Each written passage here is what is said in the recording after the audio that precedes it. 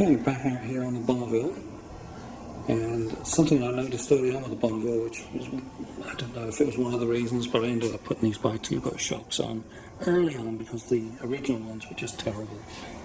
They would just smash my back. They did not compress at all or anything like that. Anyway, when I got these, I noticed that they were adjustable on the bottom. That's what this hex is for here.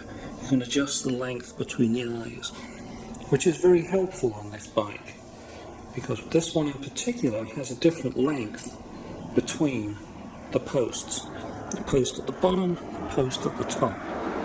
So I'm going to check the length on both of them. One of these, a bit sticking out here. I think it might work. I've got the screws out that hold it onto the post, and that's all they do, they hold it. They don't actually take any weight on it and stop it falling off. So we'll get set up, we'll pop them off. So for this I'm just going to pull the top one off. Notice how easy it comes off. Pretty easy. This one feels a little stuck. Oh, but it's come off. Left the bushing on there, look at that. I better grease that, otherwise it's not going to work properly. Quite a handy tool this. It's usually used for popping the inside panels off of car doors. But yeah, got it in, it worked nice. Okay, so this is the right hand side. I managed to kick that piece of wood out.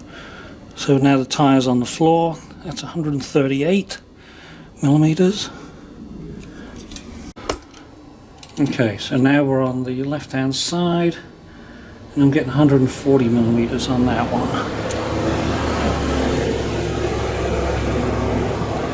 And you can see this is where I'm measuring from the top post down to the bottom post.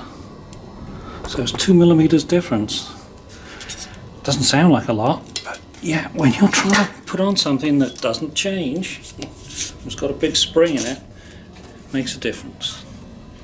Right, that's it, end of experiment, putting it back together.